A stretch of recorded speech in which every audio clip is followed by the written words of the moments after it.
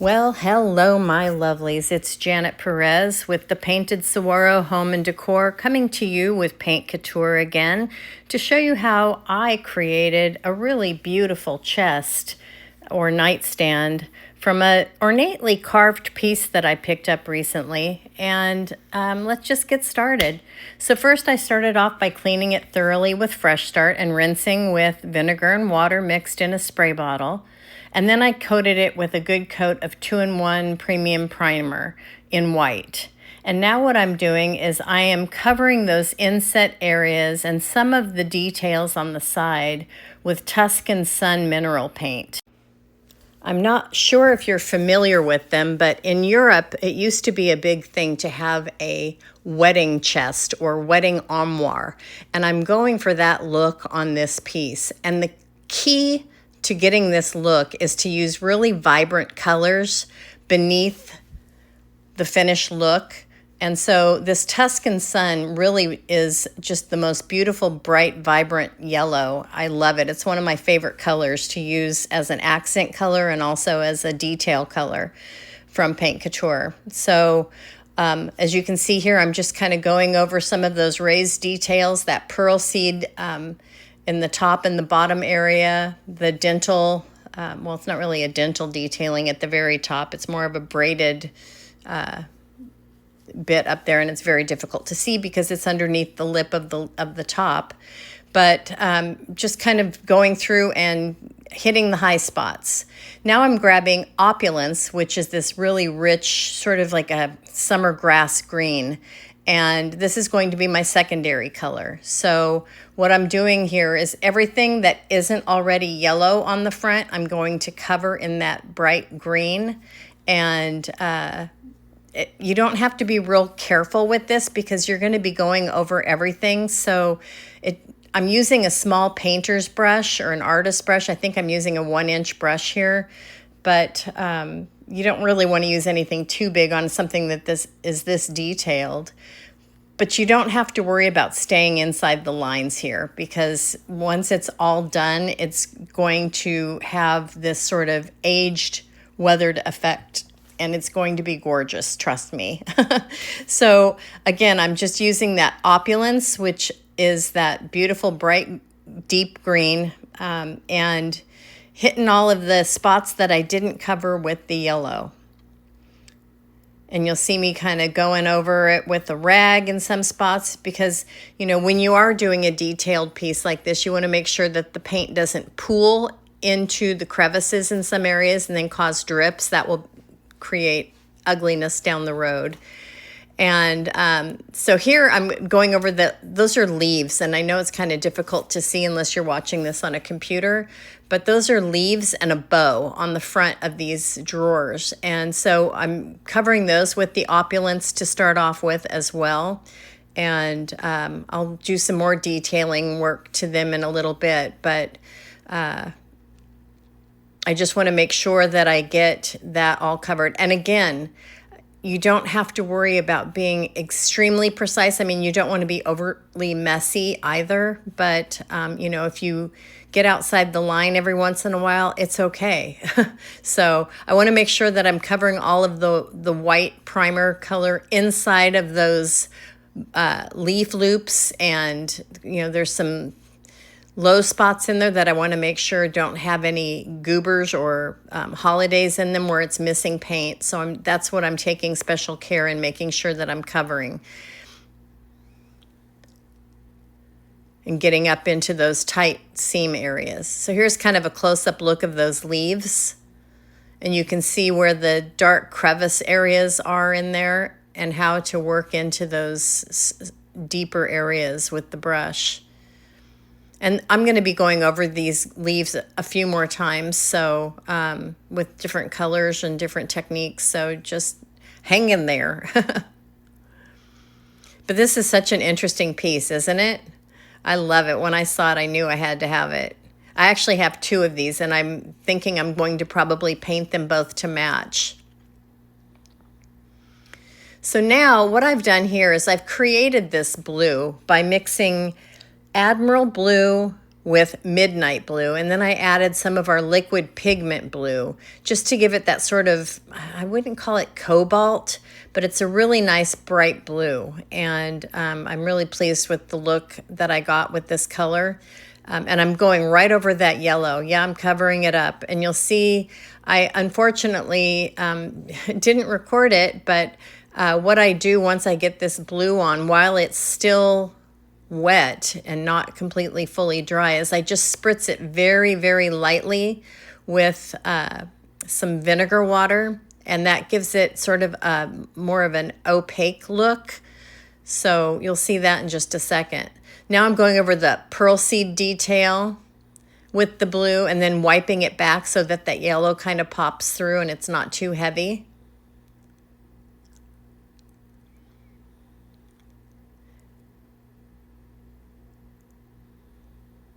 And making sure I get into each and every single one of those little crevices in between the buttons or the pearls. And then taking that blue up along that top row as well, that ribbon or whatever that detail design is up there, and rubbing it back so the yellow and the green both kind of show through on that as well. And of course, I'm going to do the same kind of detailing on the sides, on the corners, and on the bottom drawer. And just make sure that everything that isn't already covered in the green or the yellow, and everything that is covered in the yellow, except for the details on the legs, is covered in that blue. And you can see on these yellow, that yellow row at the very bottom, I got messy with the green, and it really doesn't matter because I'm going to go back over that with yellow anyway because I want it to pop a little more. So, you know, it just gives it a little more depth and dimension when you're layering the paint colors on there.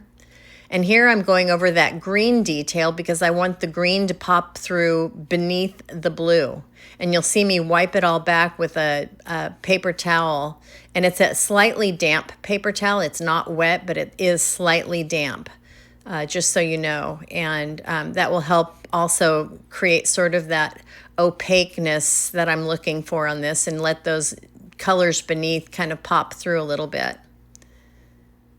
There I just spritzed it with just the lightest amount of water. And now, like I said, I'm going over the legs with that blue and back to the bottom again. And it's just a sort of a process of keep working it until you get it where you like it.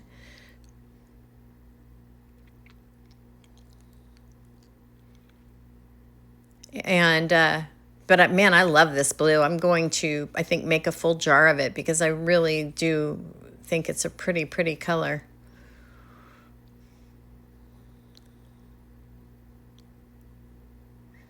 Making sure I get up in there into the details around that ribbon. Now that ribbon I am going to paint, those ribbons I should say, I am going to paint yellow, and then unfortunately I didn't record it, but I also then cover it with our color Polynesian pink, and then I rub it back so that the yellow pops through beneath the Polynesian pink. And I apologize that I didn't record that portion, but sometimes I paint very late at night and I'm so tired I forget to hit record even though I've got my camera set up and I think I'm recording. So here you can see where I lightly spritzed that blue to let that yellow kind of show through. And then I'll go back in and touch it up a little bit because I think I got it a little too sheer in some areas, but I really like that sort of weathered effect look that I got with that. So you can play with that type of technique as much as you like or as little as you like to get the effect that you want when you have a detailed piece. And you can actually create a piece like this or very similar by getting some of our iFlex bendable wood molds and, you know, building a piece yourself. I mean, or getting some silicone molds from one of the big mold companies like Prima or IOD and create some resin or paper clay molds and create this look with those as well. So here on the top, I've got espresso, and I'm just laying one coat of the espresso over my primered top. As you know, this piece from the beginning you saw, it was painted to begin with, so I had to primer even the top. And now here you can see where that Polynesian pink is over the yellow on the ribbon, and then I wiped it back to sort of highlight the high spots on the ribbon. And now I'm taking some of that same espresso and just sort of going around the edges of that ribbon and the leaves as well to sort of make them look a little weathered, a little more aged.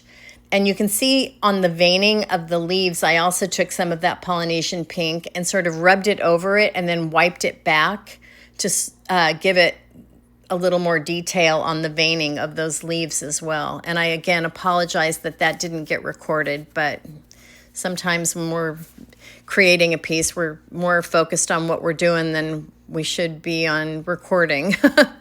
So this is the color piece, and I mixed about 1 part paint with 2 to 3 parts water. And it's a great sort of an aged white. It's not a beige. It's not it's not a white. It's just a sort of a nice soft off-white, sort of a linen color, I would say. And I'm painting it on with a chip brush and then wiping it back pretty quickly because I don't want it to dry at all. And you can see how it really softens those primary colors that we used. So that's why you want to make sure you use really bright colors. So there's the drawer with all of the paint wash on it. And now I'm taking a little bit of my Autumn Sage mineral paint and just sort of going over to give it a little more detail and highlights on some of those leaves there, as you can see, rubbing it in so it doesn't look too contrived and just sort of highlighting some areas where maybe the light would refract off of it a little bit.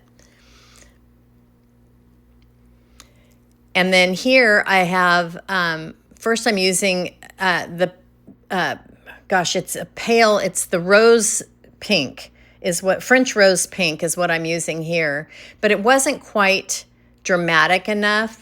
So I ended up going over that with my Coral Passion, and I'm touching up here with some Coral Passion as well.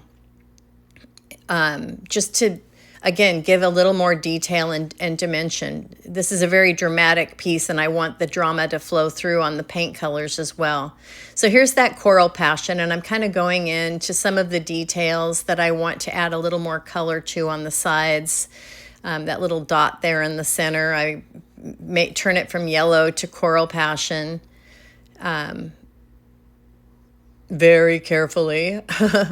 I don't have the steadiest hand, so you'll have to just kind of watch me work. And you can see where I went over the flower decor with that Coral Passion as well to make it a little more of a darker pink. And here I'm putting the wash over that fully dried espresso.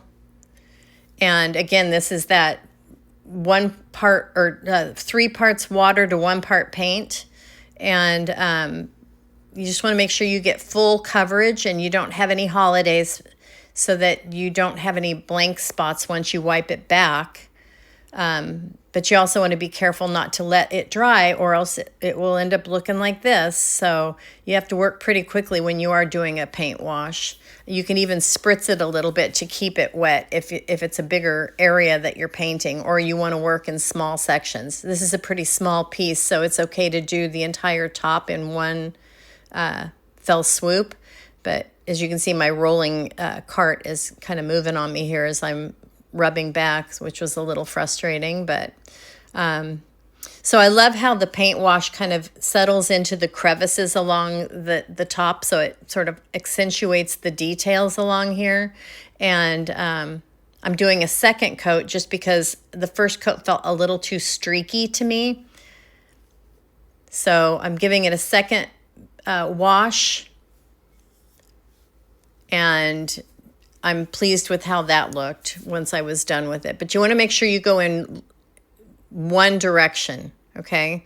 As your final wipe, at least. Sometimes when you're doing the edges, you have to go in the opposite direction, but when you're doing your final wipe down, you want to make sure that you're going in one single direction. And there I just spritzed it lightly because I want to take some of it back, working it into those rows and those lines to get rid of the rows. And there I'm happy with it. So this is the final on the drawers with the drawer pulls, and that's it. That's the piece. I coated it with Dead Flat Topcoat, and I am super happy with how this looks. So let me know if you have a piece similar to this that you're going to try this look on. Let me know what you thought of this. If you enjoyed the video, please give us a thumbs up, and I hope you'll subscribe to our channel, and I genuinely hope to see you next time. Thanks for joining us.